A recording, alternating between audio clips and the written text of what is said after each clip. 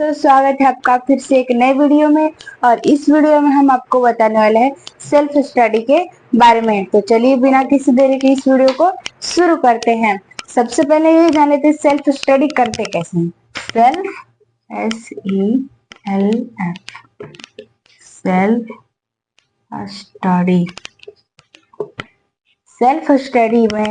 Self study में ये होता है, ये सेल्फ स्टडी का मतलब होता है जैसे कि खुद से पढ़ाई करना। जैसे खुद से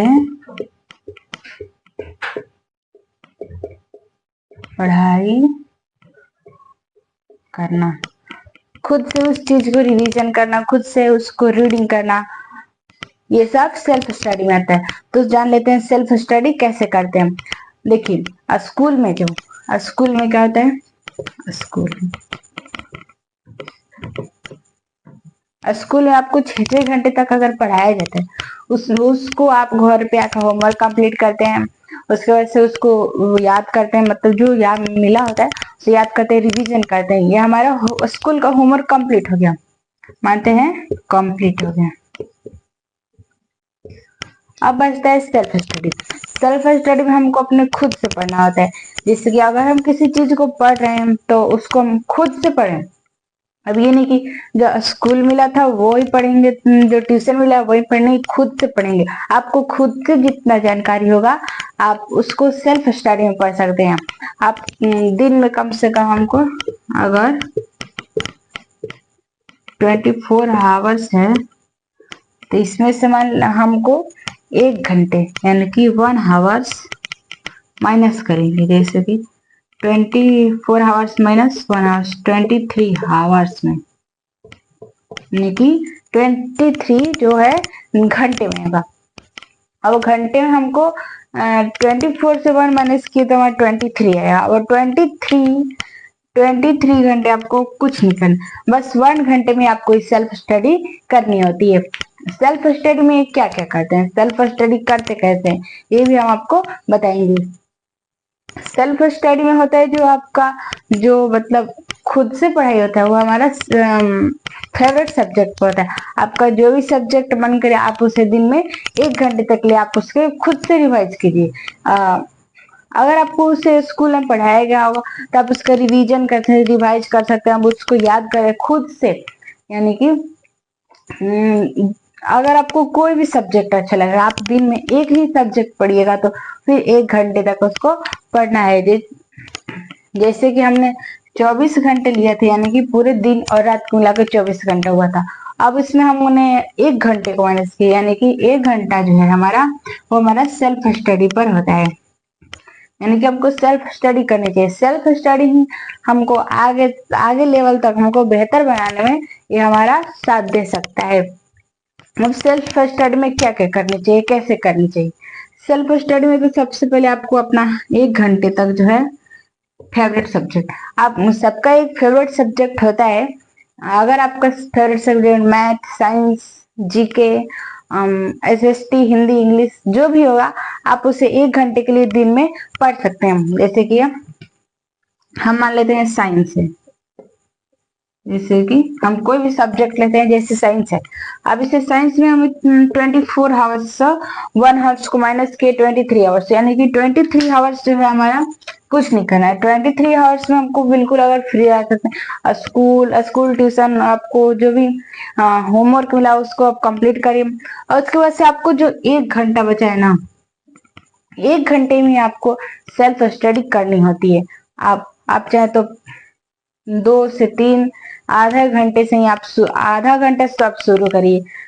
वैसे तो आपको अगर आपको आदत नहीं है तो आप आधा घंटा शुरू करिए, आधा घंटा उससे थोड़ा बढ़ाएंगे, उससे थोड़ा बढ़ाएंगे।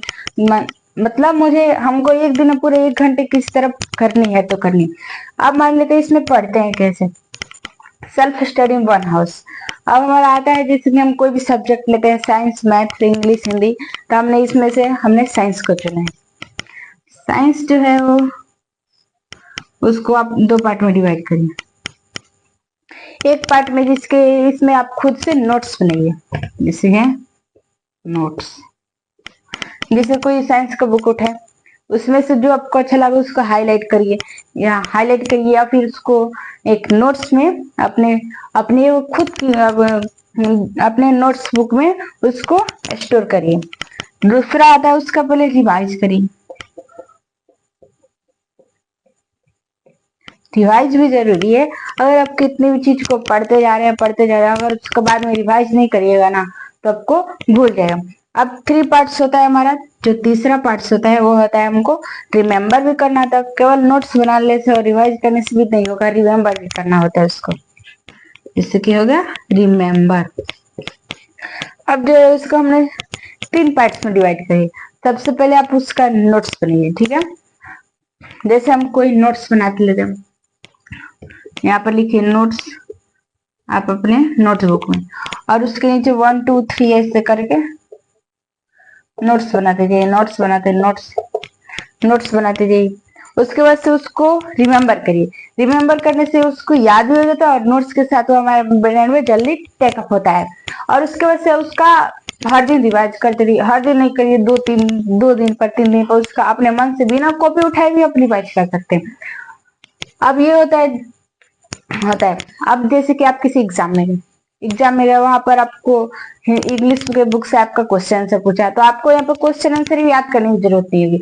आप मोरल स्टोरी जो आपका बुक का है आप उसको पढ़ के दिए, उसको अच्छे से रिवाइज करके दिए, रिमेम्बर करके दिए, तो एग्जाम में कोई डर नहीं। आप एग्जाम में जाते हैं वहीं पर भूलने लगते हैं, मतलब क्वेश्चन आंसर आपको ये जरूरी है कि जो टीचर लिखवाए हम उसी को लिखेंगे, टू कॉपी करेंगे, ऐसे कोई बात नहीं।